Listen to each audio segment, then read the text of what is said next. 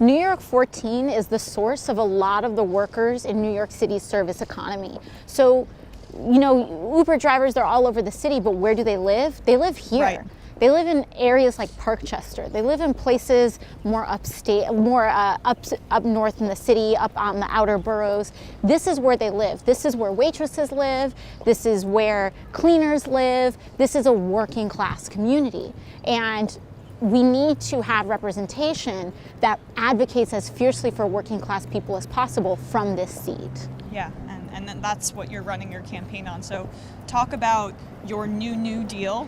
Double new to the second power, I guess. Yeah. And how that would affect this area that's the service industry, working class industry, or working class industry, but working class all here. Those would be the people you're representing. Yeah, absolutely. So in order for our economy to really evolve and move forward, we need to make strategic investments in transforming our economy, in creating higher skilled jobs, but also solid, dignified blue-collar jobs as well. And so the way that we do that, while also meeting the grave challenge of climate change, is that we have to invest in changing to a renewable energy economy in 15 years. And some people say 2050, but we actually think that, and when we look at these numbers, we see that it's possible on a shorter timeline. And in order for our generation to survive life as we know it and maintain a sense of normalcy, we need to switch to renewable energy as quickly as possible.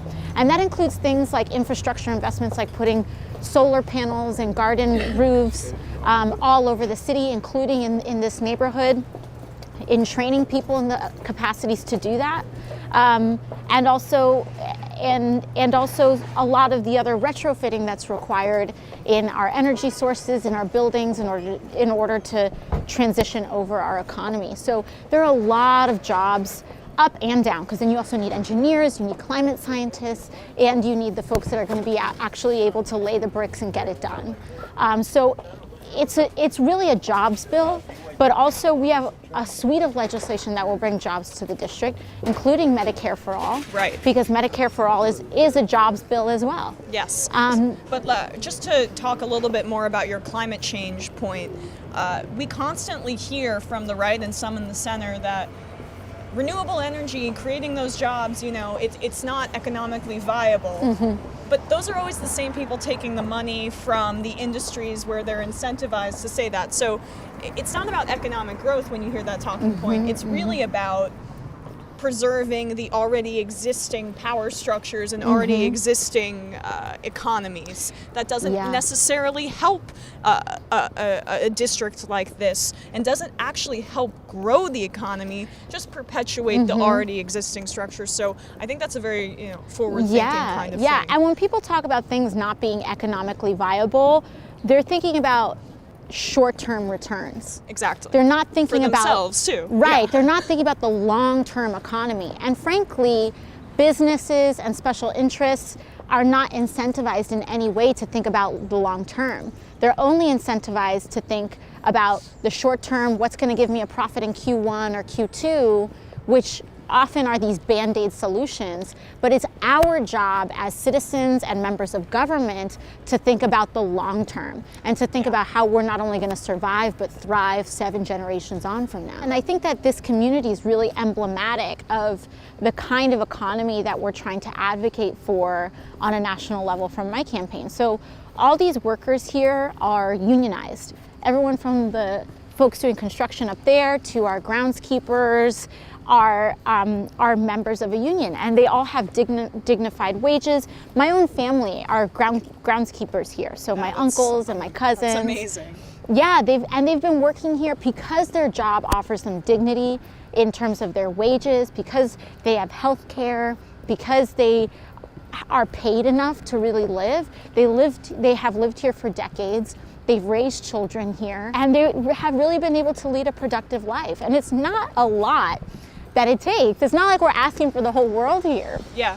We're asking for a wage that allows you to pay your rent, feed your kids, and sock away a bit of it so for the future. Yeah. For whatever it is that that may be for you. And it's really not that much, but people want to act like we're asking for the world. Yeah. No, they do, because there's so much power and powerful interests against that, and they just warp the conversation. And that, all we're really talking about is giving people a living wage, and they make things that are very possible sound impossible. And that's what's the most frustrating thing for me about the debate. Because a lot of the people who are experiencing college debt are younger and not yet in power, I mean, you're in your 20s, so you can relate to this. The college debt issue isn't being talked about, save, Bernie Sanders and really Elizabeth Warren. I'll give her a ton of credit, because even before 2016 and when, these issues were brought to light by Senator Sanders, she had been on the warpath about the college and the interest rates when people were taking loans from the government, etc. New York has a decent system with CUNY. What do you want to propose on the national level, and how would it be different from the city's college plans? So in terms of college, I'm not going to stop until we have tuition-free public institutions for everyone. That means if a single mom wants to go back to school and get her degree, she should be able to do that. That means that if a working student and a working class student that needs to work a job while they make their way through school needs to get a degree, we need to help them do that. New York is good, but we're not great on this issue. We're certainly at the forefront of working on debt-free college, but right now, the New York State, we have something known as the Excelsior Scholarship. Bernie Sanders came out for it.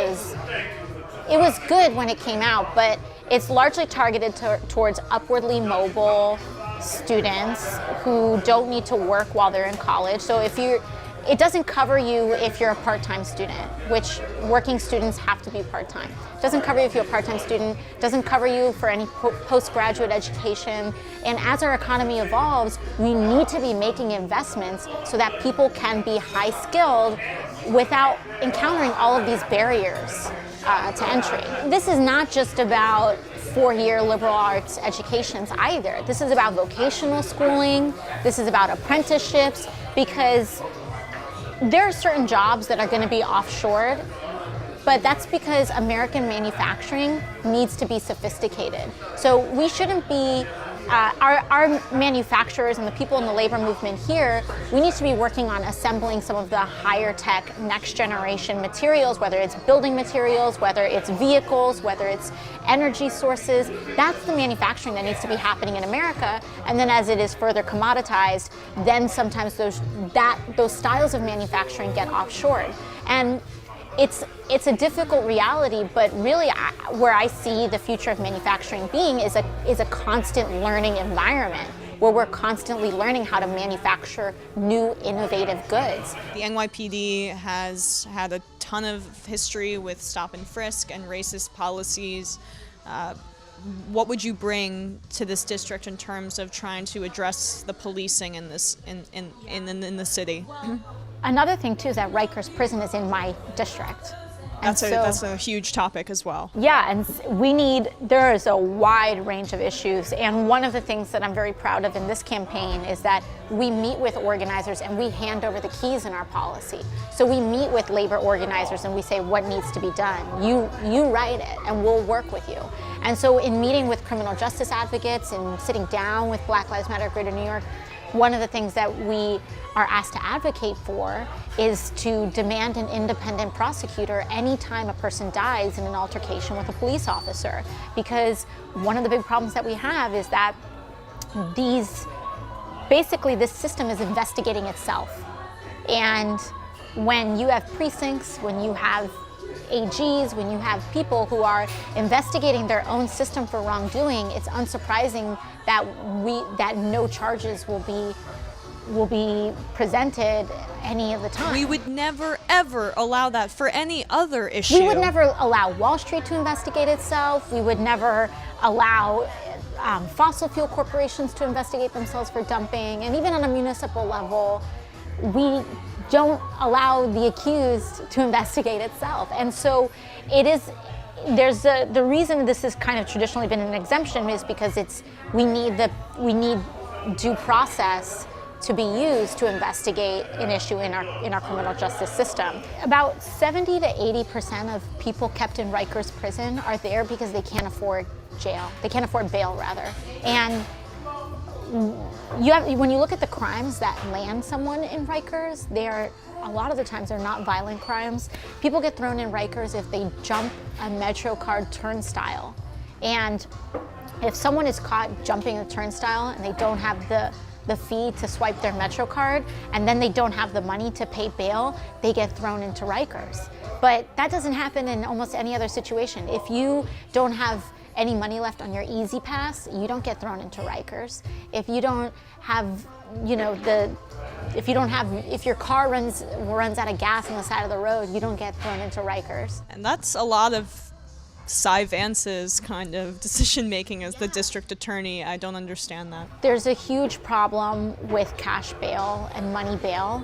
And there's a lot of different legislative issues that we need to address, but at the end of the day, it's the fact that we aspire to incarcerate so many people in this country. There's a lot of incentivizing that goes on about being overly punitive in our criminal justice system.